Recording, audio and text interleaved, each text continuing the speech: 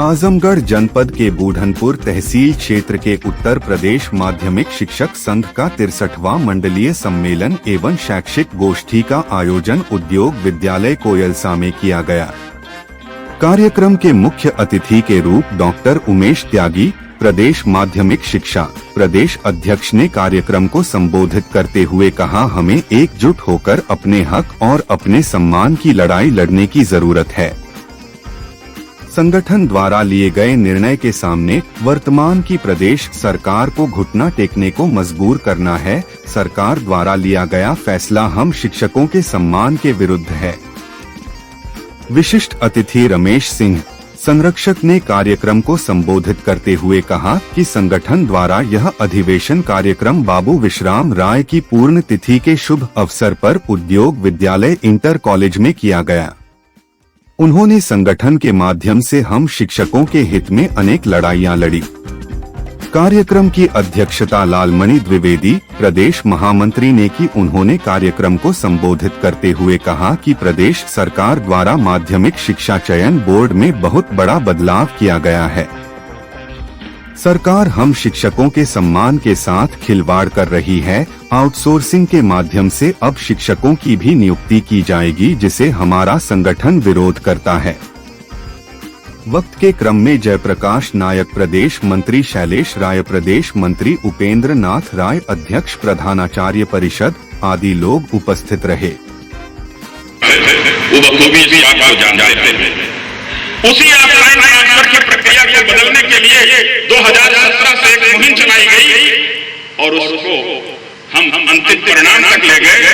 14 जून 19 act में संशोधन भी करा दिया। अभिनंदन करता हूं।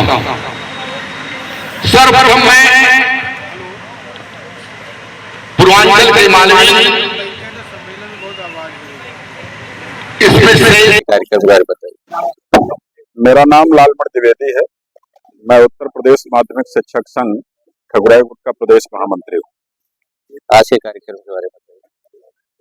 आज ये संगठन के प्रांतीय कार्य समिति के द्वारा लिए गए निर्णय के क्रम में मंडलों में मंडलीय सम्मेलन आयोजित किए जा रहे हैं संगठन की तरफ से। आज 19 दिसंबर को मंडल आजमगढ़ का मंडलीय सम्मेलन था संगठन का और शैक्षिक विचार गोष्ठी थी।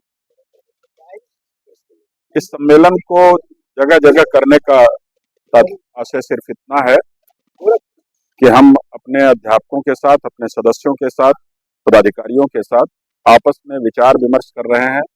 जो हमारे शिक्षा के समक्ष चुनौतियां हैं, जो हमारे शिक्षकों के सामने संकट है। शिक्षकों के सामने पुरानी पेंशन की, सेवा सुरक्षा की, उनकी सेवा शर्तों की और तमाम चीजों के जो संकट है, उन चीजों को लेकर हम आपस में चर्चा कर रहे हैं। और जब सारे मंडलों में हमारे ये अधिवेशन पूरे हो जाएंगे तो हम एक कंक्लूजन तय करके फिर लखनऊ में हम।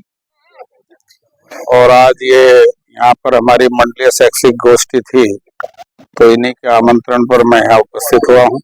हमारे जैसा कि महामंत्री श्री लालमणि द्विवेदी जी ने आपको बता ही दिया है कि हर मंडल स्तर पर शैक्षिक संगोष्ठी आयोजित की जा रही है, क्योंकि जो पहला हमारा चरण है उसमें हमें सबको ये समझाना और बताना है कि सरकार हमारी कौन कौन सी सेवा सबसे छीन चुकी है, कौन से छीनने के प्रयास हो रहे हैं, किस तरीके से शिक्षा के निजीकरण की नीतियां बनाई जा रही हैं। अगर हमने इन चुनौतियों का मुकाबला नहीं किया तो हमारे अस्तित्व पर प्रश्न चिन्ह लग जाएगा और हमको आउटसोर्स कर दिया गया है। पहले हमारे चतुर्थ श्रेणी कर्मचारी को किया गया आउटसोर्स, 14 साल तक कोई नियुक्तियां नहीं हुई और अब वो आउटसोर्स के कर्मचारी हमारे विद्यालयों में आ गए हैं। तो आप जानते होंगे बेहतर कि आउटसोर्सिंग की नीति एक कॉरपोरेट सेक्टर की बड़ी नीति है, जो हमारी सेवा शर्तों के ये बहुत घातक सिद्ध होगी। और आज की तारीख में 25 सितंबर 2025 से एक शासन आदेश करके शिक्षा के जो निजीकरण के पक्षधर हैं, विधायक और सांसद, उन लोगों की पहल पर कंपनी एक्ट के तहत हमको भी आउटसोर्स में ला दिया गया। अगर आयोग ने नियुक्ति नहीं की, जैसे कि संभावना है, हमारे चयन बोर्ड को तोड़ करके जो हमारी गौरवशाली संस्था थी, एक आयोग बनाया गया साजिश के तहत, और उस आयोग का आज तो 3 साल से उसने कोई नियुक्ति नहीं की है। और आज वर्तमान में कई शिक्षाविद उस आयोग के अध्यक्ष भी बने शुरू में, लेकिन आज की तारीख में पूर्व डीजीपी को अध्यक्ष बना करके उन्होंने दिखा दिया है।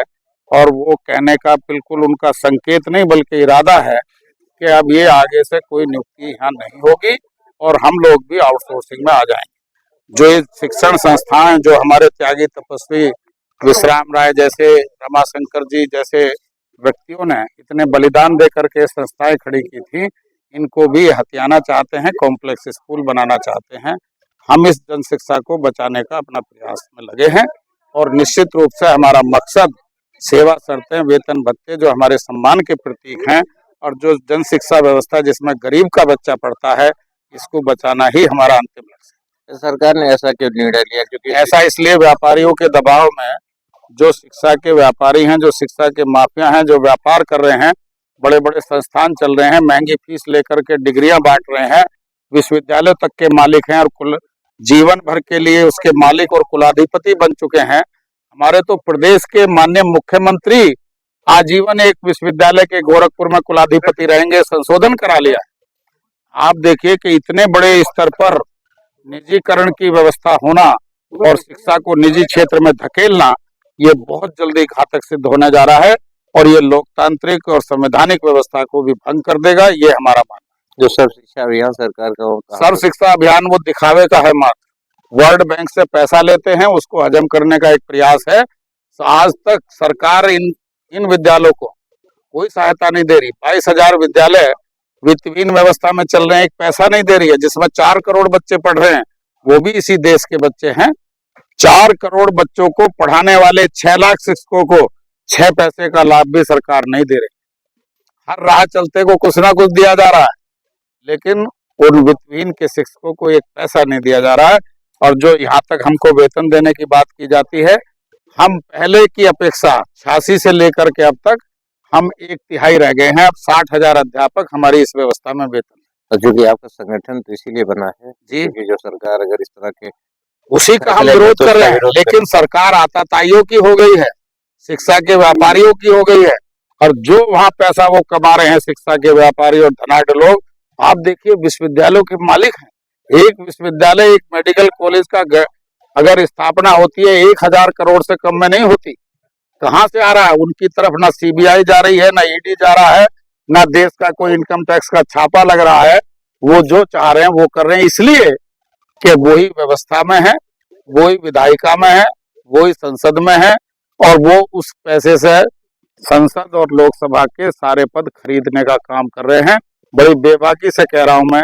आप देखिए कि हमारे प्रदेश के मुखिया ने, माननीय आदित्यनाथ योगी ने विधानसभा से प्रस्ताव पारित करा लिया कि मैं जब तक जीवित रहूंगा एमपी यूनिवर्सिटी गोरखपुर का चांसलर रहूंगा। क्यों? क्या जरूरत पड़ गई? क्या बिना चांसलर के उनकी पहचान नहीं हो सकती? ये एक अधिकार की सोच है जो लोकतंत्र के लिए अच्छी नहीं।